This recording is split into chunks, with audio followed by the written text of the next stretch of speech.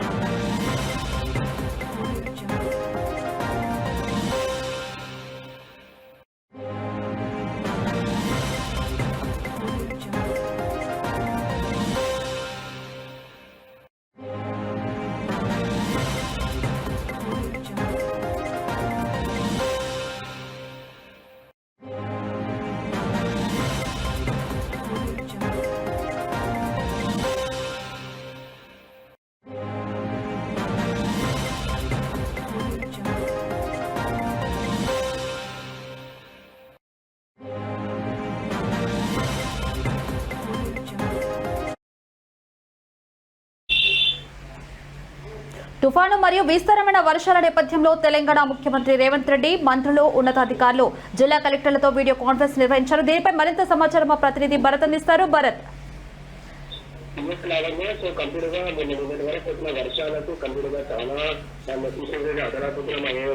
దీనికి సంబంధించి రోజు వీడియో కాన్ఫరెన్స్ ద్వారా మంత్రులందరితో అలాగే అధికారులతో అటు రేవంత్ రెడ్డి మీటింగ్ పెట్టిన కాన్ఫరెన్స్ పెట్టినట్టుగా తెలుసు. ఈ నేపథ్యంలో హర్షం వ్యక్తం చేశారు.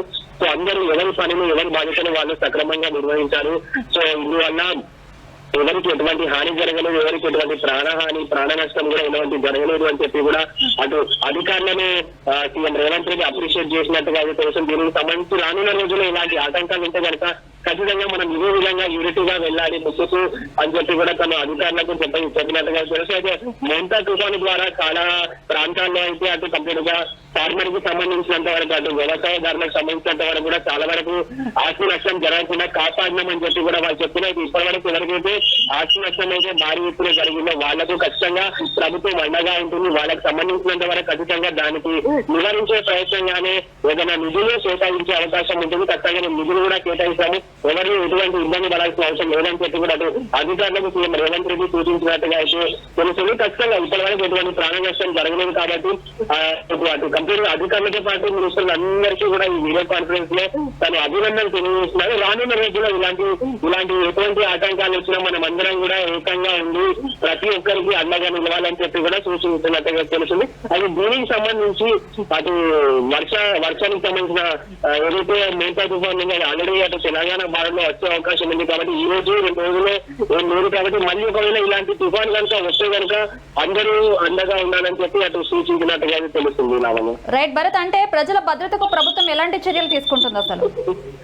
ఖచ్చితంగా అంటే ఆల్రెడీ అటు వర్షపాతం ఎక్కువగా ఉన్న ఏరియాలలో ఆల్రెడీ అటు గవర్నమెంట్ కి సంబంధించిన అధికారులు, ఆ ప్రభుత్వానికి సంబంధించిన అధికారులు అందరూ కూడా విస్తృతంగా ఎప్పటికక్కడ పెట్రోలింగ్ నిర్వహిస్తున్నారు. అలాగే కొంతమంది అయితే అటు లోతట్టు ప్రాంతాల్లో ప్రజలకు అయితే అప్రమత్తమై అక్కడ ఎవరైతే ఉంటారో వాళ్ళందరినీ కూడా వేరే చోటుకు తరలించే ప్రయత్నం అయితే నిన్నటి వరకు అయితే చేస్తారు. సో అంతేకాకుండా అటు జిల్లాల వారిగా కూడా చాలా వరకు అటు వర్షాలు కురిశాయి కాబట్టి కొంతవరకు అటు జిల్లాలో చూసుకున్నట్టయితే ఎక్కువగా కరెంట్ పోల్స్ కింద పడిపోయి అలా ప్రాణహాని జరిగే అవకాశం ఉంటుంది కాబట్టి అలాంటి ఎటువంటి ఇబ్బంది లేకుండా అటు ఎలక్ట్రికల్ సిబ్బందిని, అదేవిధంగా మున్సిపాలిటీ సిబ్బందిని కూడా అటు హెచ్చరించి అలాగే ముందస్తుగానే ఏదైనా పోల్స్ పడే అవకాశం ఉన్న వాటికి ముందస్తుగానే మనం మొత్తం చూపించినట్టుగా తెలుస్తుంది. సో అటు పంటకు సంబంధించి కూడా ఆల్రెడీ ముందస్తుగానే ఆల్రెడీ వ్యవసాయదారులకు అందరూ కూడా వాతావరణానికి వచ్చిన మార్పుల పట్ల అటు అవగాహన కల్పించారు. ఖచ్చితంగా వాళ్ళు కూడా కొంచెం అప్రమత్తమై కూడా ఏదైనా పని చేసి కూడా కొద్దివరకు తెలివి పెట్టుకోవడం జరిగింది కాబట్టి సో దానివల్ల పెద్దగా ఆస్తి నష్టం జరగలేదు, ప్రాణ నష్టం జరగలేదు. తెలుగు కాన్ఫరెన్స్ లో అయితే అది సీఎం రేవంత్ రెడ్డి అయితే వివరించడం జరిగింది. Lavanya. Right, thank you Bharat.